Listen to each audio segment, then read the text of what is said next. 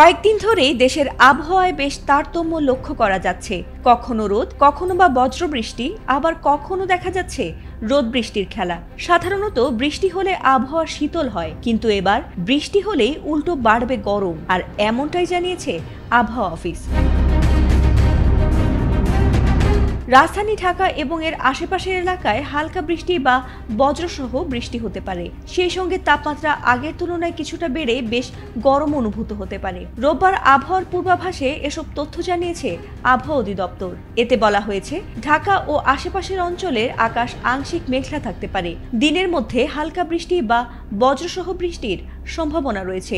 এ সময় বাতাস দক্ষিণ বা দক্ষিণ পূর্ব দিক থেকে ঘন্টায় 10 থেকে 15 কিলোমিটার বেগে প্রবাহিত হতে পারে। এদিন দিনের তাপমাত্রা সামান্য বাড়তে পারে বলে জানিয়েছে আবহাওয়া অফিস। আবহাওয়া অফিসের পূর্বাভাসের তথ্যানুযায়ী সকাল 6টায় ঢাকার তাপমাত্রা রেকর্ড করা হয়েছে 27.4 ডিগ্রি সেলসিয়াস এবং বাতাসের আপেক্ষিক আর্দ্রতা ছিল 92%। গতকাল সর্বোচ্চ তাপমাত্রা ছিল 33 ডিগ্রি সেলসিয়াস এবং আজকের সর্বনিম্ন তাপমাত্রা 27.2 ডিগ্রি সেলসিয়াস। আর গত 24 ঘন্টায় ঢাকায় কোনো বৃষ্টিপাত রেকর্ড করা হয়নি।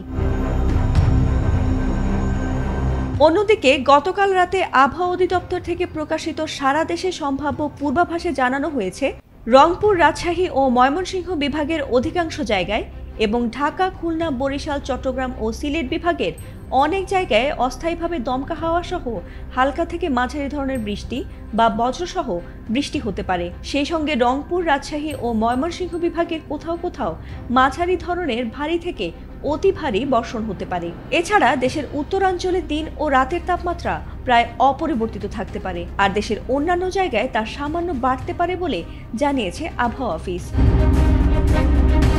ফাতিমা সুলতানা, এটিএন বাংলা।